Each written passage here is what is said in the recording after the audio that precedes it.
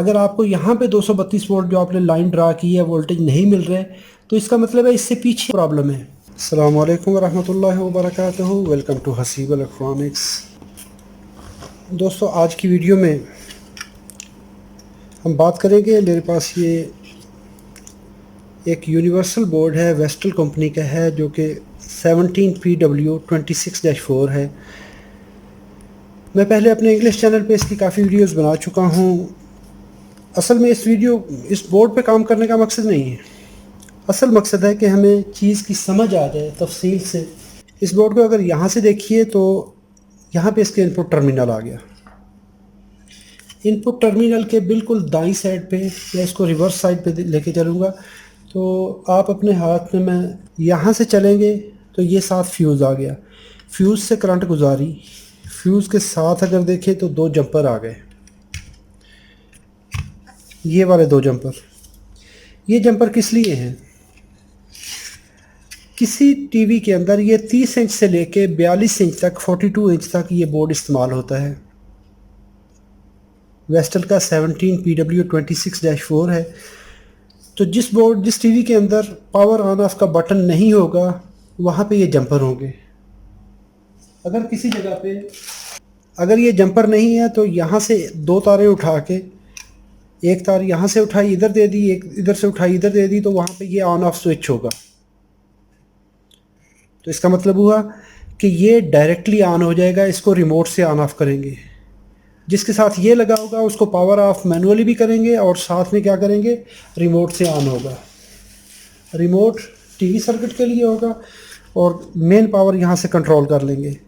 तो हमारी करंट यहाँ से चली, ऐसे गुजर गई इधर से। इसके बाद अगर इस बोर्ड को देखें, इस ट्रैक को देखें, तो ये ट्रैक ऐसे चल रहा है, ऐसे आ गया, इधर से चला, फ्यूज से गुजरा, जंपर से गुजरा, इस जगह पे आ गया। यहाँ पे देखें तो एक और को कंपोनेंट लगा हुआ है। उस कंपोनेंट को देख लेंगे तो ये कंपोनेंट के दो पॉइंट, ये वाले, ये है लगी हुई रिले। ये हमारी रिले है कि जिस वक्त अगर सर्किट के अंदर कोई फॉल्ट नहीं है, हर तरह के प्रॉब्लम से आज़ाद है, तमाम प्रॉब्लम मुश्किल हल हैं, उस वक्त ये रिले ऑन होगी और उस वक्त हमारा सर्किट डायरेक्ट हो जाएगा। डायरेक्ट कैसे होगा वो मैं आपको दिखाता हूँ।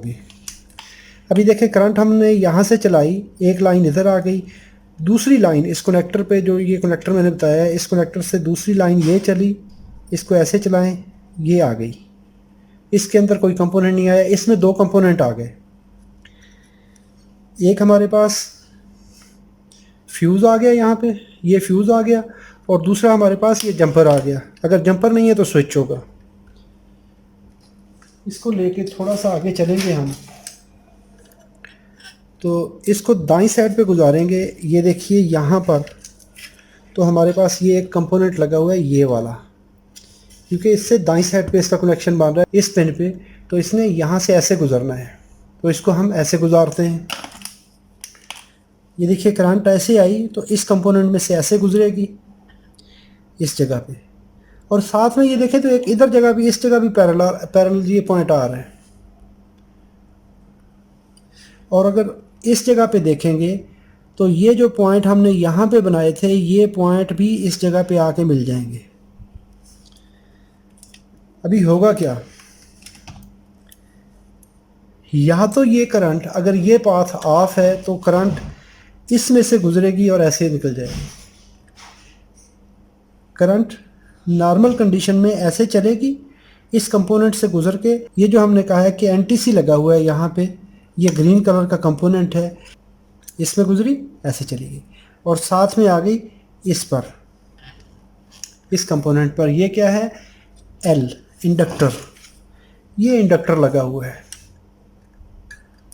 तो इस कॉइल में से, इस फिल्टर में से गुजरेगी।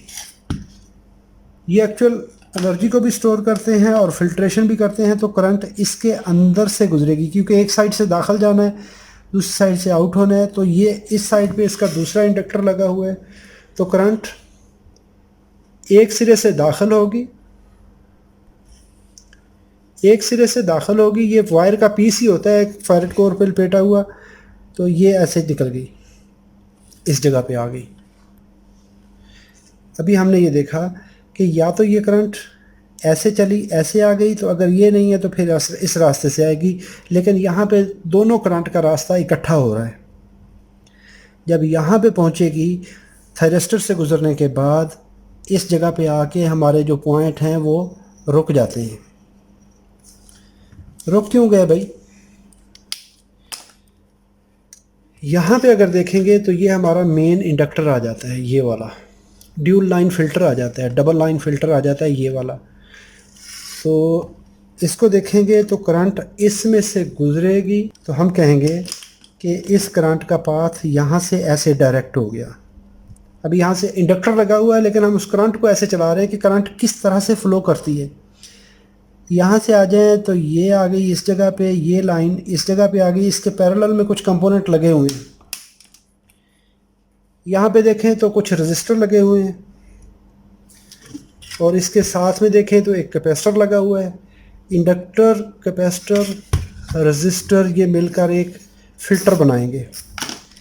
इसके बाद फिर उसके बाद दो उसी तरह के, जिस तरह ये फ़िल्टर लगे हुए थे उसी तरह के ये फ़िल्टर लग गए। इन फ़िल्टर से गुजार कर करंट हम इस जगह पे ले आते हैं। अभी एसी करंट जो हमने अप्लाई की थी, यहाँ से चली सीधी एक फ़िल्टर से दूसरे फ़िल्टर में, फ़िल्टर से होती तीसरे फ़िल्टर में, ब्रिज रेक्टिफायर पे आ गई। ब्रिज रेक्टिफायर लगा हुआ है ये वाला। यहाँ तक हमने एसी की एक लाइन पहुँचाई। दूसरी लाइन को देखें तो फ्यूज़ से गुज़रने के बाद, जंपर से गुज़रने के बाद या स्विच से गुज़रने के बाद यहाँ पे आई, एनटीसी से गुज़रेगी। ये इस करंट को कंट्रोल करेगा। जो सर्ज करंट होती है, इनरश करंट होती है, उसको कंट्रोल करेगा। और यहाँ से होती हुई ये करंट ऐसे आ गई, और इस जगह पे एक कंपोनेंट पैरेलल में लगा हुआ है ये वाला। ये है वोल्टेज अरेस्टर, येलो कलर में। ये आसमानी बिजली या ओवर वोल्टेज जो ही आएंगे तो ये शॉर्ट हो जाएगा। जो ही ये शॉर्ट होगा तो क्या होगा, हमारी ये अगला सर्किट बच जाएगा। ये इतने बुरे तरीके से शॉर्ट होगा कि यहाँ से करंट चलेगी, ऐसे चलेगी और फ्यूज़ से गुजरेगी, तो फ्यूज़ उड़ जाएगा, फ्यूज़ डैमेज हो जाएगा। जब फ्यूज़ डैमेज हो जाएगा तो हमारी करंट का रास्ता, ये लाइन तो मौजूद रहेगी लेकिन इसका रास्ता यहाँ से कट जाएगा, तो करंट आगे फ़्लो नहीं करेगी, हमारा सर्किट सेफ हो जाएगा। एसी वोल्टेज यहाँ तक पहुँच गए। जब यहाँ तक पहुँचे इस जगह पर, इससे आगे है डीसी सर्किट। ब्रिज के एक एंड प्लेन होता है, एक एंड कटा हुआ। जो कटा हुआ एंड है वो है पॉजिटिव एंड। अगर उसको देखेंगे तो पॉजिटिव एंड के साथ एक ये जंपर लगा हुआ है। इसका मतलब है यहाँ से वोल्टेज जो ही ये रेक्टिफाई होंगे तो यहाँ से वोल्टेज इस तरफ गुजरेंगे। अभी इसको देखते हैं ये पीछे क्या कर रहे हैं वोल्टेज। ये देखिए यहाँ पे मैं पॉजिटिव लाइन को ये शो करूँगा रेड कलर के साथ। ये हमारी होगी पॉजिटिव लाइन। एक तो पॉजिटिव वोल्टेज बन के आ गए इस जगह पर, और साथ में देखें तो ये पॉजिटिव क्रॉस होके इस साइड पे आ रहे हैं।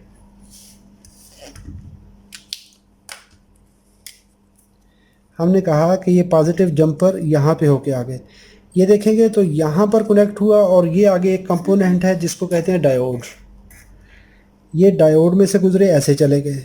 जब इधर पहुँचे इस जगह पे आ गए, तो ये क्या है, एक कैपेसिटर है। ये जो ड्रम लगा हुआ है ये हमारा कैपेसिटर है, मेन डीसी कैपेसिटर। अभी ब्रिज रेक्टिफायर का एक एंड तो हमने कहा जी यहाँ से वोल्टेज आए, जंपर से गुजरे, डायोड से गुजरे, यहाँ पहुँच गए। अभी डायोड क्यों लगाया हुआ है उसकी कहानी मैं बाद में बताता हूँ। अभी ये देखिए तो ये एंड, ये है डायोड का, ब्रिज रेक्टिफायर का चौथा एंड, चौथी पिन। पॉजिटिव निकाल लिए, नेगेटिव को निकालें अभी यहाँ से। तो ये नेगेटिव अगर यहाँ से चलेंगे, ये देखिए यहाँ से चलाएं, यहाँ से चलते हुए ऐसे आए, ऐसे आए, इसमें से होते हुए ये हमारे कैपेसिटर पर आ गए। तो ये देखिए यहाँ से ये वोल्टेज चले, ये ग्राउंड लाइन हमने यहाँ पे पहुँचा दी। एसी चला के हम यहाँ पे ले आए, एसी चला के या यहाँ से तो या यहाँ से। अगर ये रिले ऑन होगी, इसका एक अलग से सर्किट है। अगर ऑन नहीं है तो करंट इसमें से गुजरी, ऐसे गुजरी, यहाँ पे आ गई। और यहाँ से पॉजिटिव वोल्टेज हमने कहा, डीसी पॉजिटिव वोल्टेज यहाँ से चले, सीधे इस डायोड से गुजरे, इस जगह पे आ गए। ये वोल्टेज इधर भी कोई काम कर रहे हैं। जो यहाँ पे वोल्टेज आपने बनाए हैं हम कहते हैं कि यहाँ पे मैंने इसको वोल्टेज अप्लाई किए 210 वोल्ट या 220 कह दें, 220 वोल्ट अप्लाई किए। इसको मल्टीप्लाई करें 1.41 से 414 से, तो आपको 311 वोल्ट इस कैपेसिटर पे मिलेंगे। 311 वोल्ट आपको इस कैपेसिटर पे मिलने चाहिए, लेकिन हमें मिलते हैं यहाँ पे 400 वोल्ट, क्योंकि ये बोर्ड 400 वोल्ट पे काम करता है। तो इसको हम देखते हैं कि 400 वोल्ट कहाँ से आएंगे। ये 400 वोल्ट आगे हमारे पास जो नेक्स्ट सर्किट है इसको हम डिस्कस करते हैं। यहाँ से देखेंगे तो ये वोल्टेज अब हमारे एक इंडक्टर से गुजरेंगे जो डीसी वोल्टेज पॉजिटिव हैं। जो पॉजिटिव हमने कहा था, ये पॉजिटिव वोल्टेज यहाँ से चले ऐसे इस इंडक्टर से होते हुए इस तरफ देख लेंगे, इस तरह आ गए। इधर है हमारे पास एक और इंडक्टर, इसको पीएफसी ट्रांसफार्मर भी कहते हैं, लेकिन ये हमारे पास बूस्ट कन्वर्टर है। यहाँ पर ये आगे ऐसे।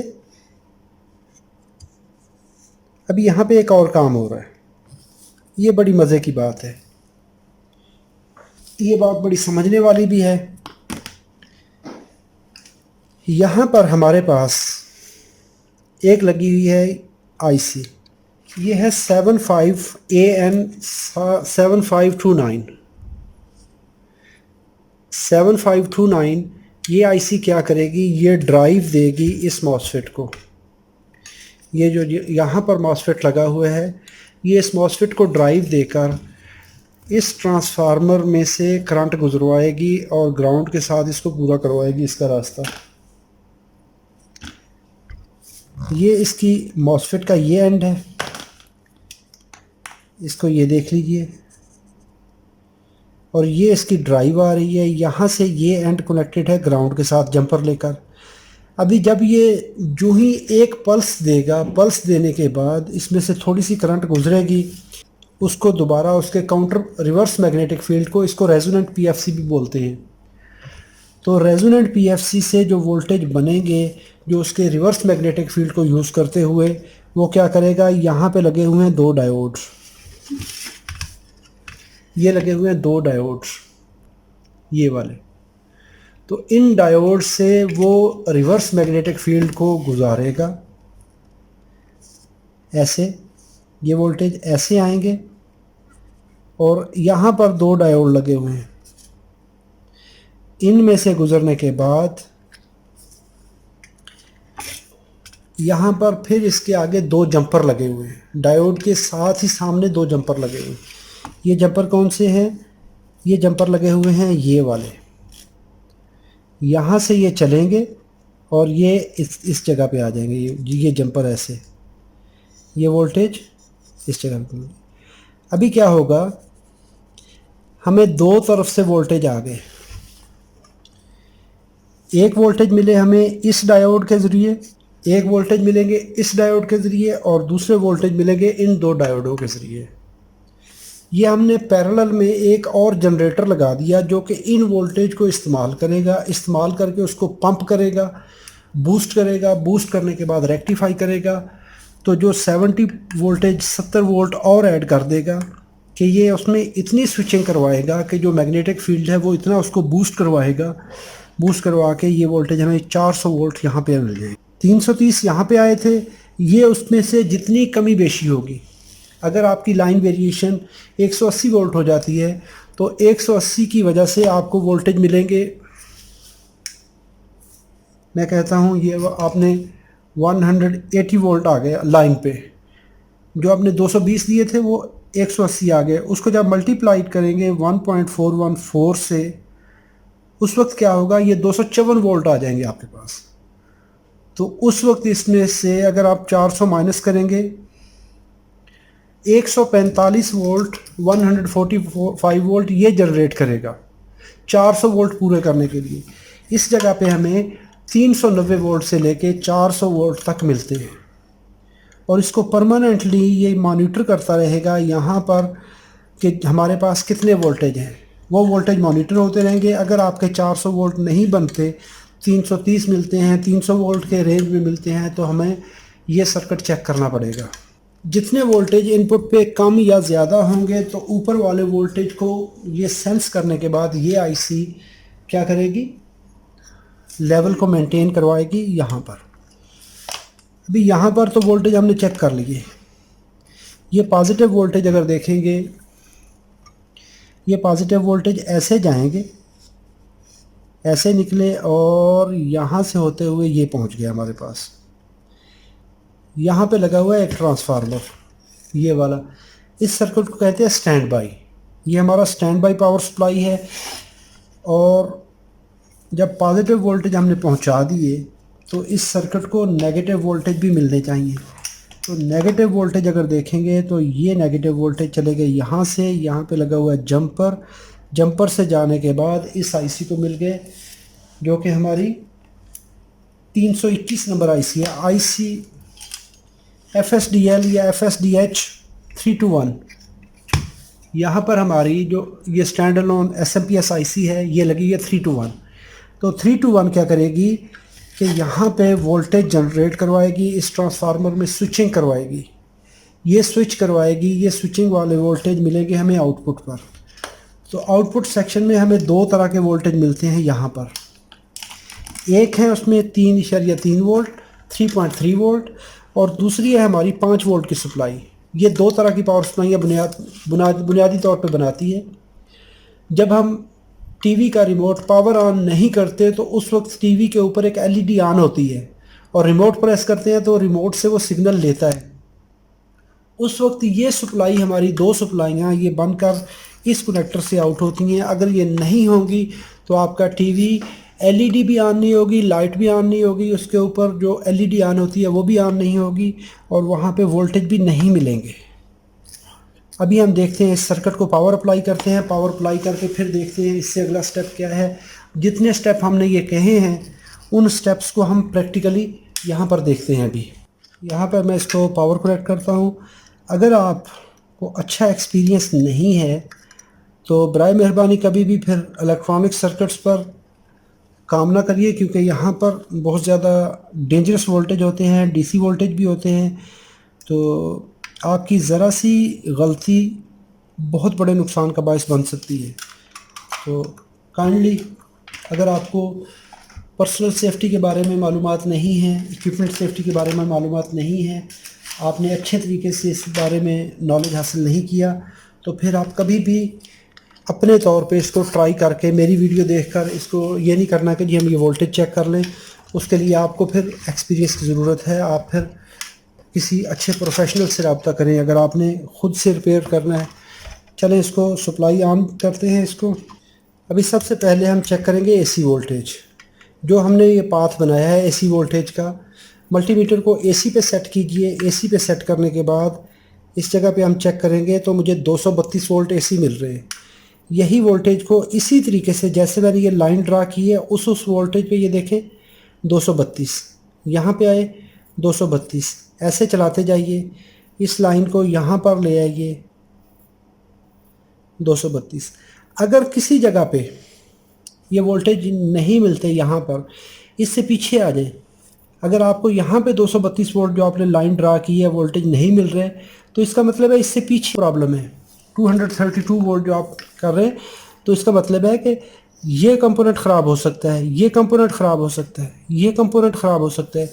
आपके वोल्टेज यहाँ से चलकर ऐसे चलते हैं, इस लाइन पे रखिए, ऐसे चलते आ रहे हैं, यहाँ पर पहुँच गए, यहाँ पर पहुँच गए, लेकिन यहाँ नहीं मिल रहे, तो इसका मतलब है ये कंपोनेंट ख़राब है। इनपुट पे वोल्टेज है, आउटपुट नहीं कर रहा, आगे सर्किट में नहीं मिल रहे, तो वहाँ पे आप लाइन चेक करेंगे। अगर शॉर्ट सर्किट है, फ्यूज़ बार बार उड़ रहा है, तो आपने इसी तरह इस सर्किट में आने वाले जो पाथ में आने वाले कंपोनेंट हैं उनको आप चेक कर लेंगे। आपको क्लियर हो जाएगा कि कहाँ पे प्रॉब्लम है। अभी इस मल्टीमीटर को सेट करेंगे हम डीसी पर। डीसी पर यहाँ पे हमने कहा था कि हमें पॉजिटिव वोल्टेज मिलते हैं इस साइड पर। ये देखें तो कितने मिले, 332 वोल्ट इस जगह पर। ब्रिज की आउटपुट कितनी है, 332 वोल्ट है। और आगे यहाँ पर देखेंगे तो कितनी है, ये 380। ये वेरी हो रहे हैं वोल्टेज। इसका मतलब है इस बोर्ड के अंदर कोई प्रॉब्लम है, इस बोर्ड के अंदर कोई ना कोई मुश्किल है जिसकी वजह से ये हाई फ्लक्चुएशन हो रही है। ये फ्लक्चुएशन नहीं होनी चाहिए। अभी एक और चीज़ देख लें, ब्रिज पे हमें मिल रहे हैं कितने, 332 वोल्ट, लेकिन यहाँ पे 380 हो रहे हैं। ये 380 के राउंड अबाउट, इसका मतलब है आगे कोई चीज़ लोडेड चल रही है, ओवर करंट ले रही है। ओवर करंट लेने के लिए अगर हम इस सर्किट को देखेंगे, ये डीसी वोल्टेज हमने कहा था, कभी भी अपने हाथों से बोर्ड को टच ना करें कि जब इसमें पावर अप्लाइड हो।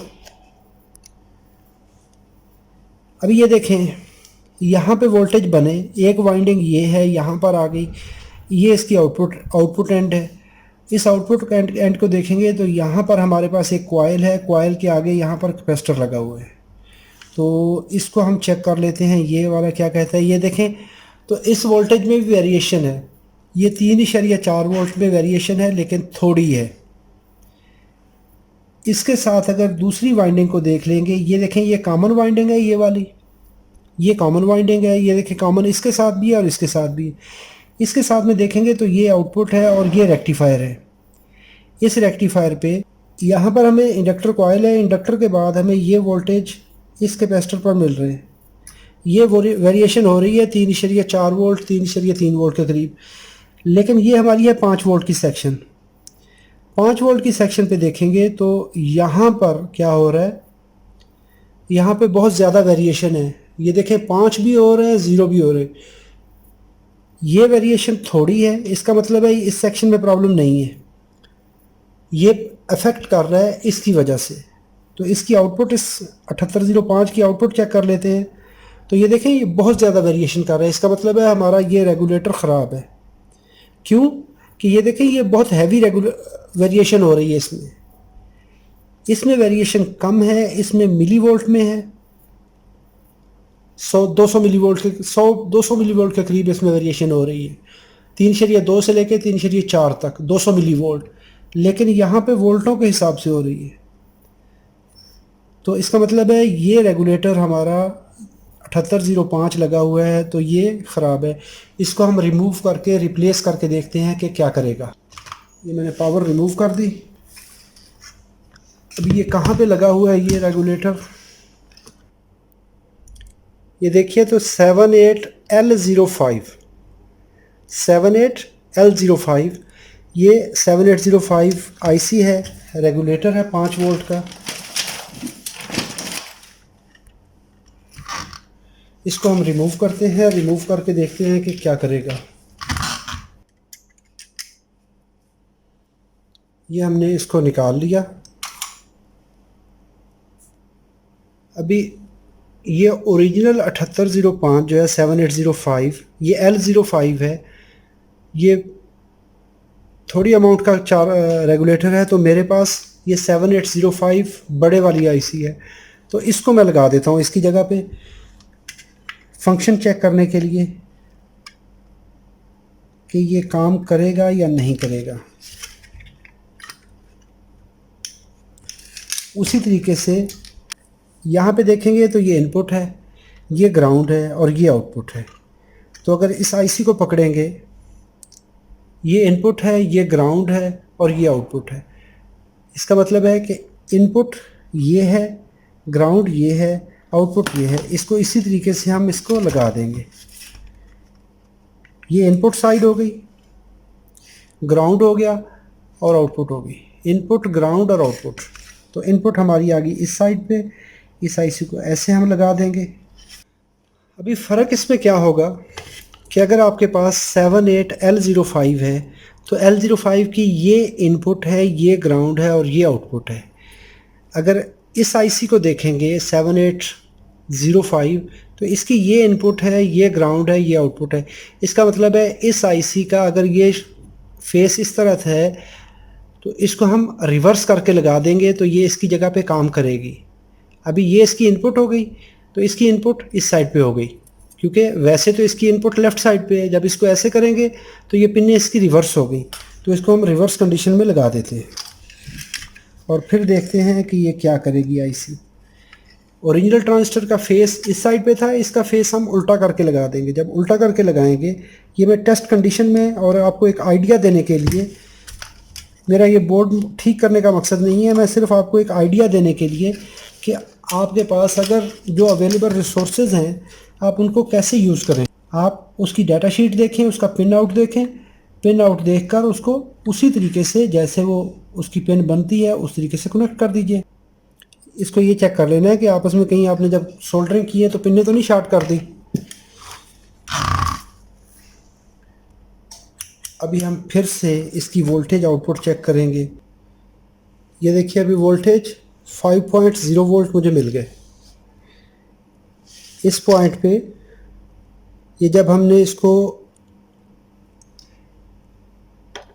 इस आईसी को रिप्लेस किया तो रिप्लेस करने से ये जो L05 आईसी थी इसकी जगह पे मैंने एक नॉर्मल आईसी लगाई 7805 सिर्फ टेस्ट करने के लिए, तो हमें ये प्रॉब्लम मिल गई कि ये वोल्टेज ये प्रॉब्लम कर रहे हैं। अभी यहाँ पर देखिए तो ये हमने आईसी रिप्लेस की, रिप्लेस करने के बाद अभी इस 7805 आईसी पर ये 5 वोल्ट मिल गया हमें, ये 5 वोल्ट मिल गए। पहले ये था कि बहुत ज़्यादा फ्लक्चुएशन हो रही थी। अभी इनपुट पर जो रेक्टिफाइड वोल्टेज मिल रहे हैं ये 9 वोल्ट मिल रहे हैं, तो ये 9 वोल्ट इनपुट पर मिले। ये मैं दोबारा से कनेक्ट करके दिखाता हूँ आपको।